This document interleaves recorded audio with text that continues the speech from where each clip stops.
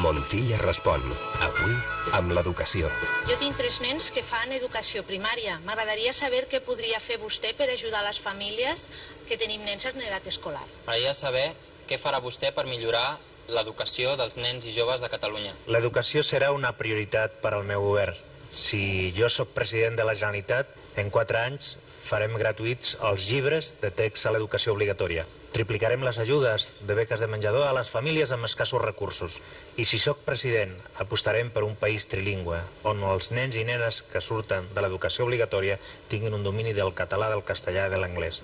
Perquè per nosaltres l'educació és una prioritat, perquè és apostar per al futur dels seus fills, dels meus fills, dels fills de tothom.